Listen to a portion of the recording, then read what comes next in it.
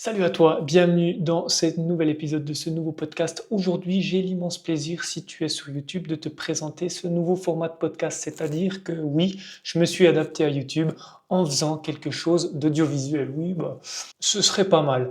Après, si tu m'écoutes sur d'autres plateformes de streaming, bien évidemment, tu n'y verras pas une grande différence. Mais pour moi, c'était important de présenter à YouTube ce qui revient de droit à YouTube, c'est-à-dire de l'image et du son. Alors, cette petite parenthèse étant faite, aujourd'hui, j'ai envie de te parler d'un pays dans lequel j'ai effectué mon voyage il y a de ça presque 2 ans maintenant. Ouais, le temps passe vachement vite, c'est un truc de dingue. Donc, je suis pas allé très loin, hein, je suis allé au Kenya, le pays au nord de la Tanzanie.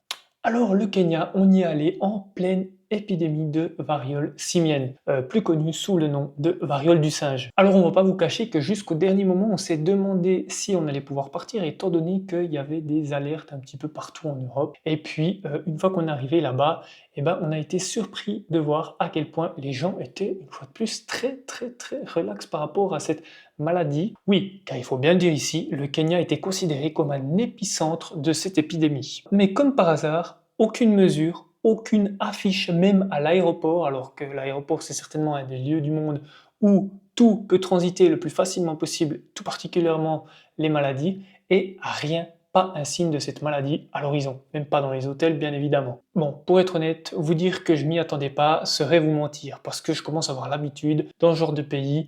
Ils sont plutôt relax avec toutes les mesures et puis surtout, bien souvent, on dit des choses sur l'Afrique qui ne sont pas vraies en Europe. Il faut très clairement le dire. Ce qui me pousse à penser à une chose, c'est que je suis vraiment heureux d'avoir la chance de pouvoir voyager autant que ce que je le fais. Parfois, je me dis que je suis quand même très chanceux de pouvoir voyager autant et autant de manières différentes. C'est-à-dire que autant je peux vivre une semaine dans un hôtel de luxe, que autant je peux vivre une semaine sous une tente en plein milieu de la pampa. Et pourquoi est-ce que je dis ça? Eh bien tout simplement parce que ça me permet de comprendre des choses que je ne comprendrais pas si je ne faisais pas ces voyages. Je parle pour ma propre personne hein, et en mon nom, et très honnêtement ça me permet de comprendre le monde dans sa globalité. Donc oui, je ne rapporte pas juste des magnifiques souvenirs, des belles images, et puis quelques images pour aller voir des vlogs sur ma chaîne YouTube, Sclisias, le dernier c'était sur le Kenya, donc vous tapez ça sur la barre de recherche et promis vous allez le trouver. Bon, autopromo étant faite, on peut continuer. Donc oui, ça ne m'apporte vraiment pas que du fun, mais bel et bien une compréhension de ce monde tel qu'il est vraiment. Ah, et croyez-moi, la plupart des mortels ne souhaitent rien d'autre que la paix et faire la fête avec les gens qu'ils aiment. Si je viens à vous parler de tout ça, c'est parce que sans ce voyage, particulièrement celui-ci, même s'il y en a bien eu d'autres qui m'ont fait des déclics, eh ben, une fois de plus, je n'aurais pas pu voir la situation réelle là-bas. Et qu'encore une fois, la moindre étincelle dans ce monde enflamme la plupart des médias mainstream tout autour de ce globe. Ceci étant dit, revenons à ce voyage, même s'il me paraissait important de faire cet aparté. Pour vous poser le décor, j'y étais avec ma copine. Ça a été assez simple, on est arrivé là-bas par avion, on est arrivé à la capitale qui est Nairobi, qui se situe à peine en dessous de 2000 mètres d'altitude. Et puis, une fois qu'on était sur place, on est resté dans un hôtel, tout simplement, enfin, plus un Airbnb. C'est-à-dire qu'on a trouvé un petit appart dans une tour, vraiment un appart superbe, bien placé, pas trop dans la ville, mais quand même dedans. Bref, tout ce qu'on aime, c'est-à-dire un petit peu un panachage. Alors, pour un pays d'Afrique de l'Est, Nairobi a une capitale qui est très haute, hein, oui, ça, comme je viens de vous le dire, mais surtout, c'est très agréable d'y rester par rapport au climat, parce qu'il ne fait pas très chaud, du coup. Vu que c'est à peine en dessous de 2000 mètres, ça reste une capitale où, même en plein été, il fait chaud évidemment, mais c'est supportable. Ouais, ici je vous compare ça par exemple aux grosses chaleurs en Thaïlande en pleine saison sèche. Point un petit peu moins positif pour Nairobi, c'est sa circulation. Effectivement, elle est assez chaotique et puis surtout, la pollution est assez omniprésente. Bon, à côté de New Delhi, je vous rassure, ça reste assez soft. On a fait 2-3 jours, puis ensuite on a repris un vol pour partir à Mombasa et rejoindre le bord de mer. On est arrivé à Diani Beach, qui était donc le bord de mer, et ensuite, pour être plus précis, on est allé au Pinewood Resort.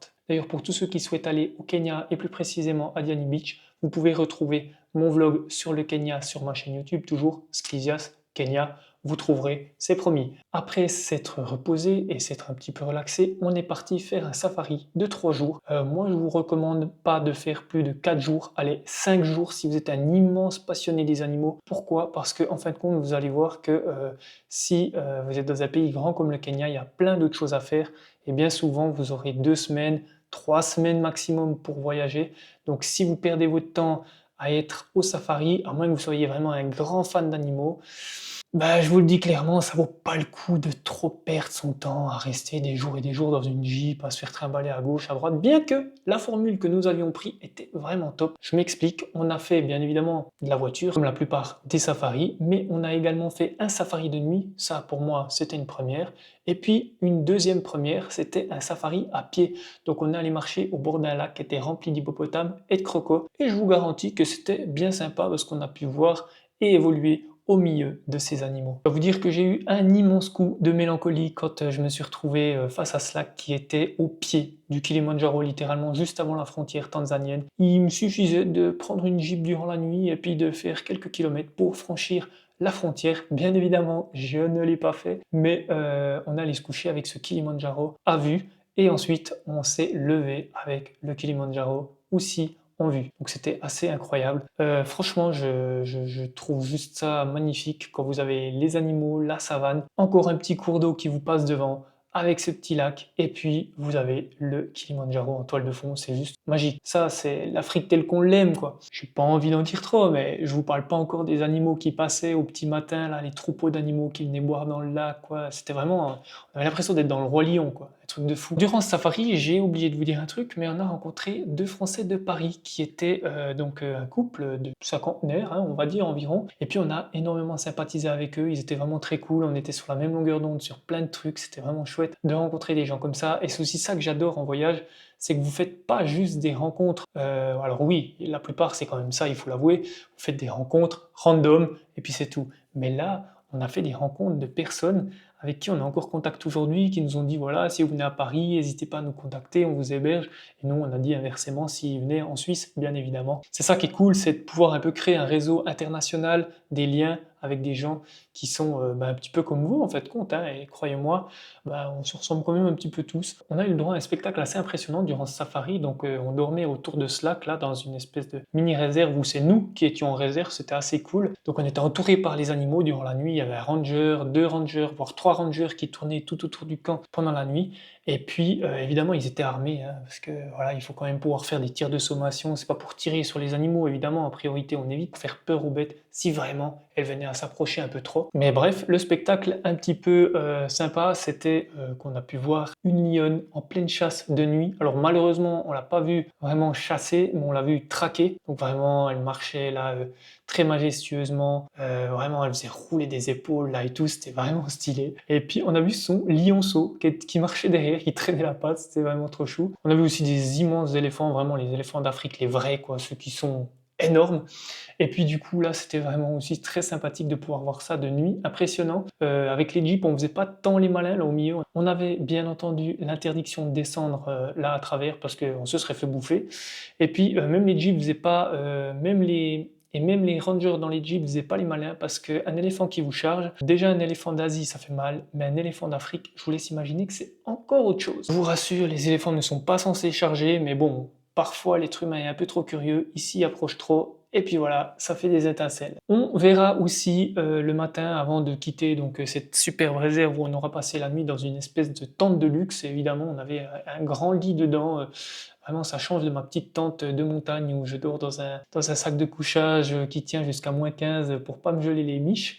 Non, vraiment, c'était très différent. Et le matin au réveil, un hippopotame se sera fait attaquer par les crocodiles, tout simplement, durant la nuit. On était là jusqu'à 23h, minuit au bord du lac, on n'a rien vu, rien de spécial. Et le matin, on s'est levé, il y avait un hippopotame qui flottait sur le dos, tout gonflé. Et là, on s'est dit, ben voilà, quoi, il est passé à la casserole cette nuit. Donc il faut savoir que les hippopotames et les crocodiles cohabitent ensemble en permanence. Donc très souvent, quand il y a des hippopotames, il y a des crocodiles qui sont pas loin. Alors c'est un peu une cohabitation forcée, hein, dans le sens où ils aiment les deux l'eau et puis ils se tolèrent, mais à la moindre occasion, bien évidemment, les crocos attaquent et les hippos se défendent. Puis on finira notre safari par une tribu Maasai, une vraie, hein, je vous parle pas de gars qui vont vite se déguiser à l'arrivée des touristes et tout, non, non, on a vraiment visité des vraies cabanes Maasai, on a vraiment fait des photos avec des vrais Maasai, on a vraiment pu partager un petit peu de leur culture, autant avec les danses, sautant, on a pu faire du feu à la Maasai, c'est-à-dire avec un petit morceau de paille, c'était une sorte de paille bien évidemment, et puis le bois, hein, avec tout simplement un autre bois dessous, un bois tendre pour pouvoir allumer un feu avec le frottement. Après, on a eu la chance de visiter l'école du village. Alors l'école du village n'est pas d'époque, ça c'était un bâtiment moderne qui a été, et ça c'est très cool mesdames et messieurs, écoutez bien, qui a été payé grâce à l'argent du tourisme et à l'argent des gens qui visitent cette réserve de Maasai. Donc c'était vraiment cool, vraiment, de se dire que en fait notre argent, alors j'espère que la plus grosse partie allait pour cette école. Et puis surtout, bah, ça fait plaisir hein, de se dire ça, que votre argent elle contribue à un truc aussi bien que de construire des écoles dans des villages un petit peu retirés de tout, il faut le dire, hein, parce que ce village était au milieu de nulle part. Et d'avoir ce bâtiment moderne au milieu de ces cahutes, c'était vraiment assez marrant, quoi. Petite fun fact, dans les tribus Maasai, la polygamie est autorisée. Donc l'homme qui nous a fait visiter donc sa petite cabane, lui, avait trois femmes. Donc 3 femmes, ouais. Et puis de ce qu'il nous a dit, hein, je ne fais que de répéter ce qu'il nous a dit, un homme Maasai, lui, il va à la chasse. Voilà. Et après, le reste, c'est la femme qui s'en occupe. Construction de la maison, c'est la femme qui s'en occupe. Cuisine, c'est la femme qui s'en occupe. Bref, un petit peu tout, sauf la chasse. Même les bêtes, donc traire les bêtes, etc., c'est la femme qui s'en occupe. C'est ce qu'il nous avait dit. Et puis, du coup, voilà. Moi, j'étais surtout impressionné de savoir que c'était les femmes qui construisaient les maisons là-bas, parce que c'est un sacré boulot quand même. Je ne suis pas certain d'y arriver moi-même. Voilà, après toute cette folle aventure qui nous aura quand même occupé pendant 3 jours, on va retourner à Diani Beach, au Pinewood Resort, et puis là, on va juste chiller, voilà, trop tranquille pendant les 2-3 jours qui nous restent là-bas. On va vraiment rester tranquille, ne rien faire, et puis faire des vraies vacances, quoi, comme on n'en fait pas souvent. Bien évidemment, pour ceux qui me connaissent, vous savez que ça ne durera pas bien longtemps, surtout que ma copine est une vraie petite puce, on ne peut jamais l'arrêter, elle court partout. Elle est pire que moi, c'est un truc de dingue. Donc on va décider de louer un scooter à la base et puis on se retrouvera avec une moto. Alors il faut savoir que la moto, on l'a louée à un gars dans la rue comme ça, donc c'était un peu qui tout double. On a pris cette moto et on est parti à Shimba Hills, qui est donc Hills en anglais, c'est la colline. Et on s'est retrouvé sur une colline qui surplombait tout Diani Beach et puis tout ce qui était en dessous en fait, donc de cette colline bien évidemment. Donc c'était une fois de plus un lieu magnifique. On a trouvé un espèce de petit hôtel là-bas qui était prêt à nous accueillir juste si on consommait donc à manger là-bas. Et on s'est retrouvé dans la piscine de cet hôtel avec une superbe vue, des cocktails, tout ça, bref, le rêve. Je vais pas vous faire trop saliver, franchement, allez voir mon vlog au Kenya, il est vraiment top, vous serez pas déçus. Enfin, pour nous rendre à Shimba Hills, on prendra la route principale jusqu'à ce qu'il y ait une zone en travaux qui nous fera dévier en dehors de la route principale et on se retrouvera à traverser des petits villages. On était vraiment les seuls touristes là au milieu, je kiffe trop ce genre de moment où on se retrouve dans des villages en fait où il y a que nous. Comme touristes et on est passé en moto et tout le monde nous regardait, les gamins nous couraient après, c'était trop drôle parce que voilà, en fait on était un peu des superstars parce que je pense qu'ils avaient jamais vu des blancs de leur vie dans ces petits villages, dans les collines et tout ça, mais bon, après on nous reconnaissait aussi vite comme des touristes parce qu'on est les 2 seuls à avoir un casque là-bas, quoi. Bon, on a déjà dû un peu batailler avec le gars pour avoir des casques parce que lui il nous a dit non, il n'y a pas besoin de casque, tout ça. On a dit ouais, on aimerait quand même des casques, quoi, vu la circulation, en plus ça roule à gauche au Kenya, donc voilà, on est en moto, c'est la priorité là-bas au véhicule le plus gros, donc il n'y a pas vraiment de priorité si ce n'est ça. Alors on s'est dit bon, ce serait quand même bien d'avoir un casque, au moins pour se protéger la tête en cas de chute. Donc concernant les prix là-bas, c'était des prix cassés vraiment pour les logements, c'était vraiment des très bons logements pour un prix vraiment bas. Après c'est sûr, si vous voulez commencer à prendre des hôtels dans des réserves et tout ça, là c'est un peu plus cher. On l'a fait une fois pour le kiff, donc on a eu la chance de dîner avec des éléphants à côté du resto où on était, et puis de dormir avec les éléphants, les hyènes, etc. qui nous entouraient, les babouins aussi, c'était vraiment beau.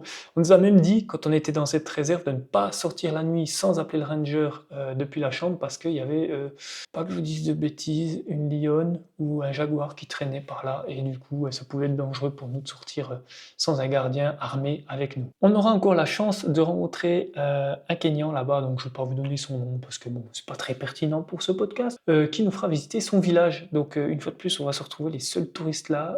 Les gens seront tout contents de nous voir. Pour la plupart, je me rappelle d'eux qui s'en battaient les couilles de nous voir, mais vraiment quoi, genre ils nous ont vus, ils étaient blasés, j'étais bon, ok, bon. Voilà, on peut pas plaire à tout le monde. Et puis on ira acheter un petit paquet de bonbons parce que celui qui nous a fait visiter le village nous a dit ah vous pourriez acheter des bonbons pour les gamins. Enfin pour les enfants, parce que je crois qu'en France, vous ne dites pas les gamins, les enfants du coup, et que ça leur ferait plaisir et tout ça. Du coup, on a joué le jeu, bien évidemment, on allait acheter ce paquet de bonbons qui nous a facturé 3 fois le prix normal en tout cas. Mais c'est pas grave, du coup, on s'est dit, on a fait plaisir, on a fait la bonne action du jour. On est tombé aussi sur plein de gens trop cool qui nous ont fait goûter des spécialités vraiment de leur village. Alors là, c'était pas des spécialités genre cuisine et tout ça, hein. C'était des spécialités qui étaient faites, on ne sait pas depuis combien de temps et tout ça, des trucs fermentés, des trucs comme ça. On a goûté et on n'a pas eu de problème le lendemain, ni ma copine qui est un peu plus fragile de l'estomac que moi, ni moi, bien évidemment, c'est allé pour les deux. Et c'était vraiment une expérience unique de pouvoir faire ça parce que c'était pas organisé par un tour opérateur ou quoi que ce soit, il n'y avait pas des groupes de touristes qui arrivaient dans ce village, on était vraiment les seuls là-dedans et ça c'était juste, je sais pas, je kiffe trop ce genre d'expérience, vous voyez, où vous vous retrouvez tout seul avec les locaux et pas entouré de touristes, ça c'est des expériences uniques et authentiques pour moi et c'est ça que je recherche en voyage. D'ailleurs, toi qui écoutes ce podcast sur YouTube, n'hésite pas à dire dans les commentaires qu'est-ce que toi tu préfères pendant un voyage. Puis le soir venu, après une journée aussi bien remplie, on rendra la moto. Le gars à qui je l'ai loué la reprendra sans rien dire, il aura bien évidemment fait le tour de la moto, et le lendemain je recevrai un message comme quoi, soi-disant, il y avait quelque chose qui avait été cassé. Alors bon, je suis pas dupe, je sais que des fois, ils tentent un petit peu, voilà, malheureusement, ils voient que on est blanc, ils se disent qu'on a de l'argent, en plus, qui plus est, Suisse, donc Suisse, banque, etc. Bref, on n'est pas tous banquiers en Suisse, si vous pensiez ça, il vous faut voyager, très honnêtement. Non, donc du coup, vous voyagez plus. Donc du coup, non, on a très clairement dit que, enfin, j'ai très clairement dit que non, il n'y avait rien du tout, que le véhicule avait été rendu en l'état. Et puis voilà, après, il n'a pas insisté, il n'a pas essayé de venir, voilà, il a juste tenté. Je peux comprendre. Des fois, ça passe, des fois, ça passe pas. Avec moi, ça passe pas parce que malheureusement, je suis un baroudeur qui est rodé à ce genre de technique et je sais très bien que j'ai rendu le véhicule en excellentes conditions, voire mieux qu'avant, puisque j'y ai même donné un petit coup de jet. Puis ensuite, on ira faire un tour à l'African Pool. Donc l'African Pool, c'est une piscine qui s'est formée naturellement, donc un petit peu au nord de Diani Beach, qui a la forme de l'Afrique. On a même Madagascar en bas à droite du continent africain, donc c'est assez bien fait hein, pour dire que c'est naturel. En tout cas, c'est ce qu'ils nous disent, donc j'ai plutôt envie de les croire. Et puis du coup, de pouvoir avoir vécu ça, et l'après-midi, ensuite, on est parti voir un banc de sable qui est disponible que à marée basse. C'était vraiment cool.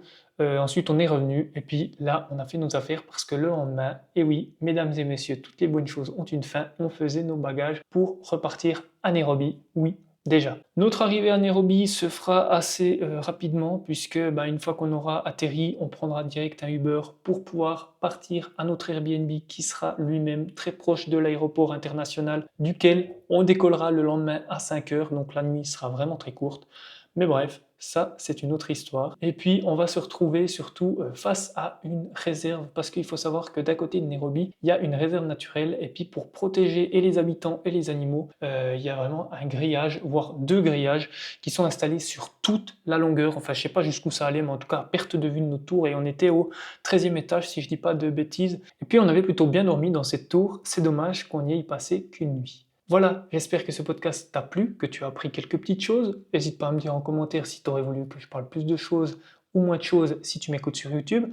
Et puis sinon pour les autres, n'hésitez pas à venir sur YouTube si vous voulez le format audiovisuel et pas juste audio. Je te souhaite une belle journée ou une belle soirée, tout dépend quand tu m'écoutes. Allez, ciao!